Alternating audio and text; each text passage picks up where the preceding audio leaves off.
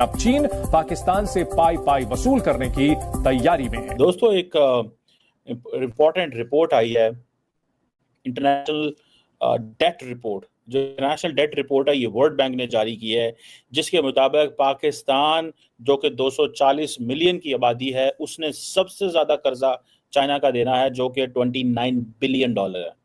$29 billion. इतना ज़्यादा कर्जा जो है पाकिस्तान और पाकिस्तान के जो टैक्स पेयर के लिए नाकाबिले बर्दाश्त। तकरीबन $29 अरब के कर्जों के साथ चीन पाकिस्तान का सबसे बड़ा कर्ज दहंदा बन गया।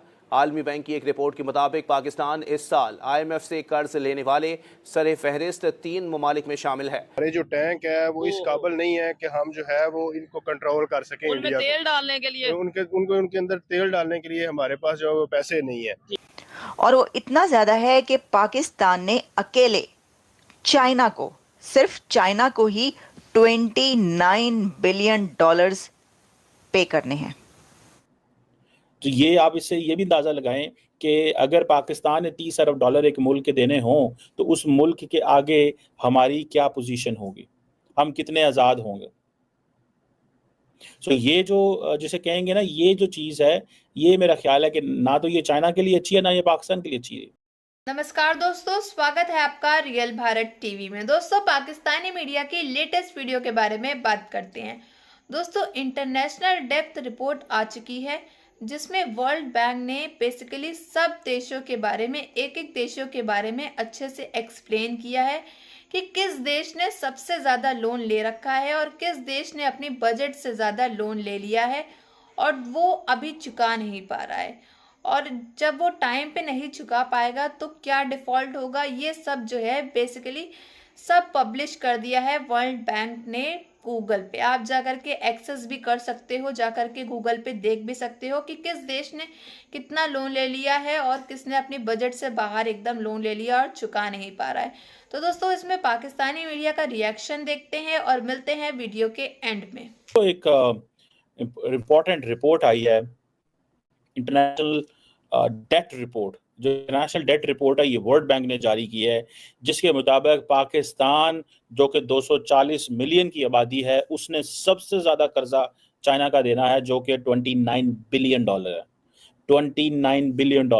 इसमें 9% जो है हमारे प्राइवेट लैंडर्स में भी हैं। मुझे ये बताएं, हम इंडिया का मुकाबला कर सकते हैं क्या? हम इंडिया की इकोनॉमी का, इंडिया की फॉरेन पॉलिसी का, इंडिया के डिप्लोमेसी का, इंडिया जिस तरह अपने आप को खित्ते में असर्ट कर रहा है, उसका मुकाबला कर सकते हैं चाइनीज का? इसमें आप देख लें कि where do we stand and where are we right now, जिसमें हम एक बड़ी तादाद के अंदर एक समझ लें कि होस्टाइल बन चुके हैं, एंड हमारी जो फॉरेन पॉलिसी है, जो कौम की जो सॉवरेनिटी है, वो एट स्टेक है। तो ये आप इससे ये भी अंदाजा लगाएं कि अगर पाकिस्तान ने $30 अरब एक मुल्क के देने हों तो उस मुल्क के आगे हमारी क्या पोजीशन होगी। हमने हर साल पेमेंट करनी होती है, ठीक है। मेसी का इंडिया जिस तरह अपने आप को खित्ते में असर्ट कर रहा है, उसका मुकाबला कर सकते हैं? कभी भी नहीं कर सकते। हम तो अपनी पोजीशन, अपने आप को मार्केट नहीं कर सकते। जो रिलेशंस हैं वो तो कॉम्प्रोमाइज हो गए। यही तो वजह है कि जब भी अरब वर्ल्ड के अंदर कोई ऐसी कॉन्फ्रेंस होती है, अभी रिसेंटली OIC की कुछ थी, तो उन्होंने मैं पिछली लाइन में खड़ा कर दिया था। उसकी वजह ये थी कि उनको इस चीज़ का पता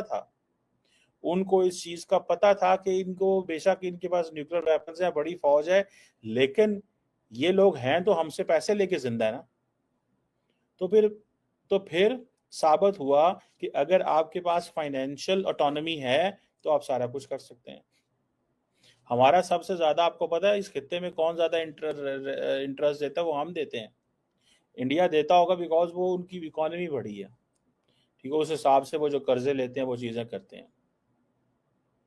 हमारी अगर interest payments as reference to export के हिसाब से दिया जाए तो हम कुछ नहीं है।